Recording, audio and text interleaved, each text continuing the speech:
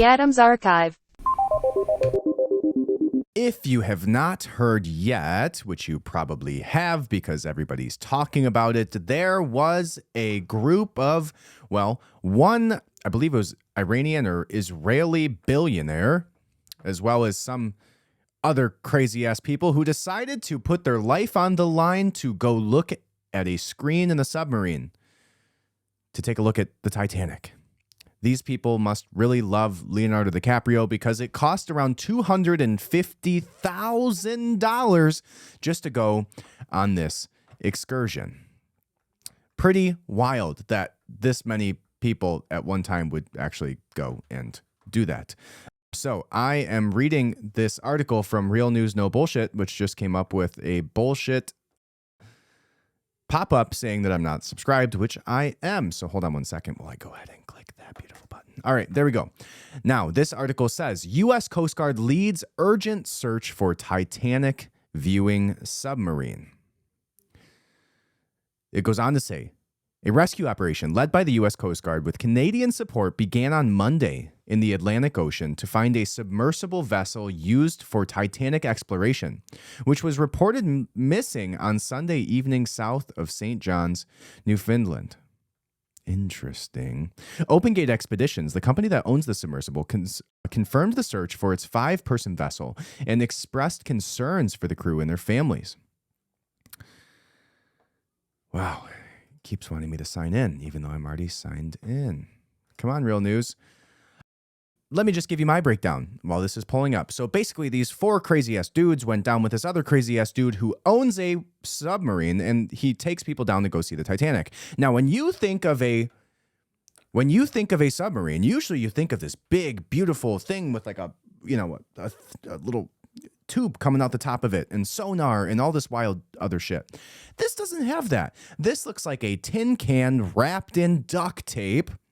And by the way that he controls this thing is with a PlayStation controller, a literal Bluetooth PlayStation controller.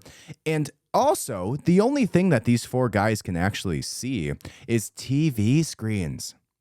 They're sitting in this like 7x4 box together with 4 other people looking at TV screens.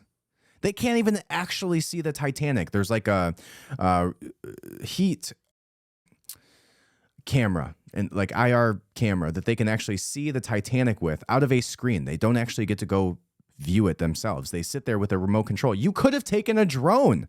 Just get a drone for $250,000. You probably could have bought 7 of them. What the hell are you doing putting yourself in danger this way? These guys look stoked though. So this article's backed up and it's gone. So let's find another one. We'll just move on from Real News because that's making me irritated. All right, so it says it was a suicide mission, said the German adventurer, recalling his past experiences aboard the Titanic exploring submersible now lost at sea. So this is somebody else that came out and talked about this. And this man says, and this is coming from the Post-Millennial. It starts off by saying, while an international effort is underway to rescue those on board the Titanic exploring submersible that has been lost at sea, a German adventurer who once went on the same exploration called the voyage a suicide mission, as officials raced against time before the vessel loses its oxygen supply. Arthur Lobel told the German outlet Bild that he went on the voyage in August of 2021 and immediately noticed a slew of concerning red flags. And here's a little bit from Fox News. What could possibly have happened? Worst situation is, something happened to the hull, and our fear is that, it imploded at around 3,200 meters. And is there anything that the U.S. Navy can do right now? No. I mean, I don't see anything that can happen at this point. I mean, I'm trying to be, somewhat cautious and, don't want to basically be the naysayer of what's going on. But when you're talking 6,000 pounds per square inch, it is a dangerous environment. More people have been to outer space than to this depth of the ocean. And when you're diving in these situations, you have to cross your T's, dot your I's. You have to do everything absolutely perfect and by the book. And throwing a bunch of tourists in a new sub that was just created over the last several years, it's not looking good, Jesse. All right. Well, thanks for joining us in this tender time, and we're going to be praying for everybody on that sub. Thanks. Wow, that's a shocking thing to say, that more people have been to outer space than have been to the same depths of the ocean as they took this tin can with a PlayStation controller. Imagine paying $250,000 just to go to your own death.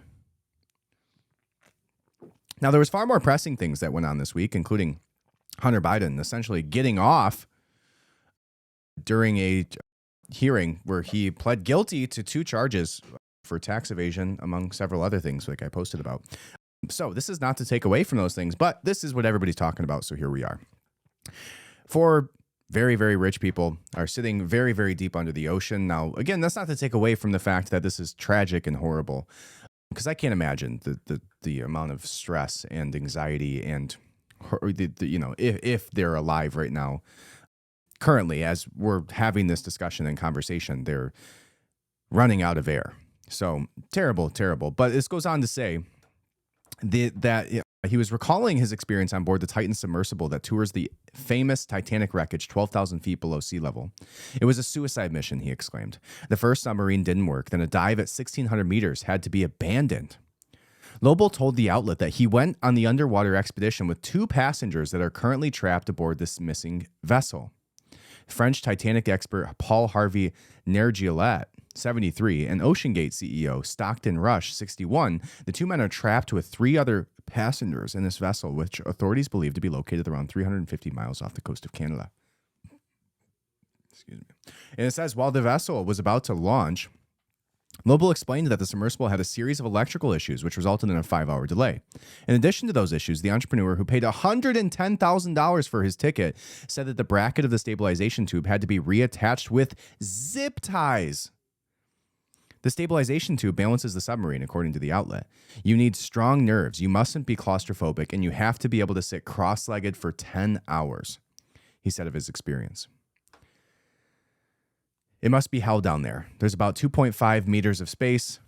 It's 4 degrees. There's no chair and no toilet.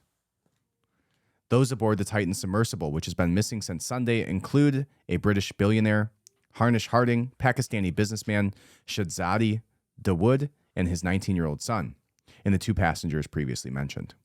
As of Tuesday afternoon, the submersible has around 41 hours of oxygen supply left. And it is now Wednesday. They're looking at maybe 16 hours or so, depending on how good you are at math. So this also says that another article, and this one coming from the Daily Wire, says that authorities don't know what's causing underwater banging as experts rush to determine if sound comes from these Titanic sub.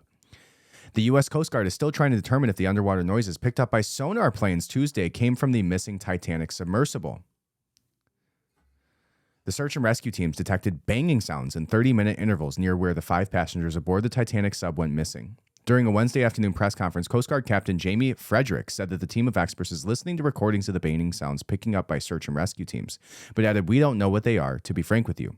At the news conference, Carl Hartsford of the Woods Hole Oceanographic Institute said it's possible for underwater animals to make noises that sound like they came from humans. A Canadian airplane picked up the underwater noises on Tuesday, resulting in the search team focusing their operation on the area where the sounds came from, according to Frederick. There are 5 surface assets and 2 remotely operated vehicles searching for the submersible, the Titan. 5 more assets are expected to join the search in the next 2 days. The Coast Guard captain said that the search operation was still a 100% search and rescue mission, added that we need to have hope. According to the Coast Guard estimates, the 5 passengers aboard the Titan have less than 24 hours of oxygen remaining. Rescue teams initially were searching an area roughly the size of Connecticut after the vessel went missing. And a last-ditch effort began Wednesday involving heavy machinery and submarines that involved the Newfoundland on Tuesday night. Now, according to who is it? What is the fella I'm thinking of? Let me see. I forget who mentioned this. Let's see. All right. Yeah, that's who it was. According to Dan Crenshaw, the U.S. Coast Guard has a very, very able-bodied a submarine that they could send down there with plenty more capabilities than they're willing to, and they decided not to. So that's unfortunate for these people.